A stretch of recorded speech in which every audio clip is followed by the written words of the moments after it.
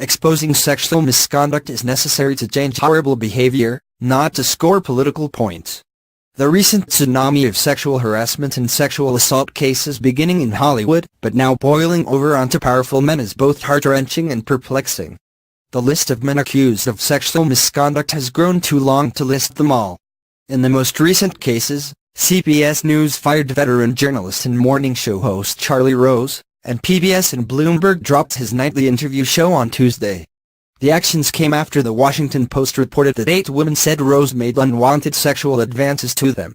Rose said in a statement, "I apologize for my deeply inappropriate behavior," and added that "I do not believe that all of these allegations are accurate." Also on Tuesday, the House Ethics Committee said it is investigating Representative John Conyers, D-Mitch, based on a complaint from a former employee who alleged that she was fired because she would not succumb to his sexual advances. Conyers, who is the longest-serving member of the House, serving since 1965, confirmed he had settled a wrongful termination complaint from 2015, but denied firing the woman for refusing to have sex with him. In the middle of the noise from these and many other cases of alleged sexual misconduct, it feels as though there are the victims and then there is everyone else seeking to use them to settle old scores. It is unclear how many people really want to get to truth and justice.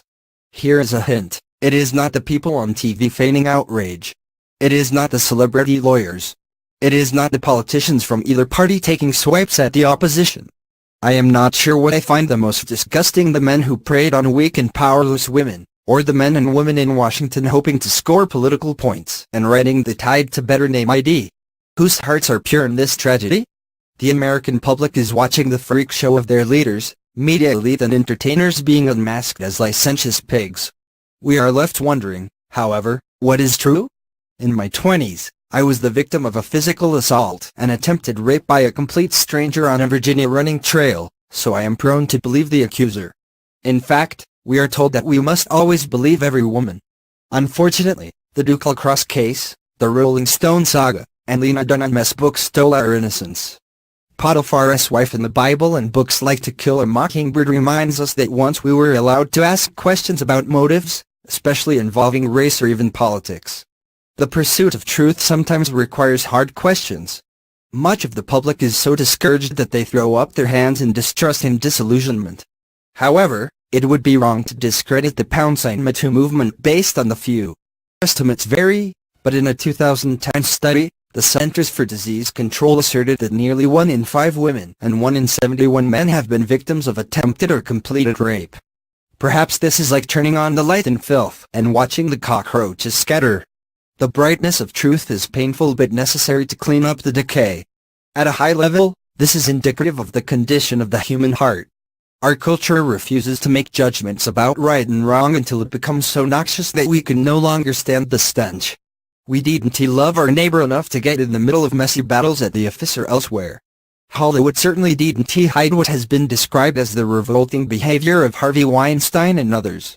People say now they knew he harassed young actresses, but didn't he speak up? What else are we ignoring?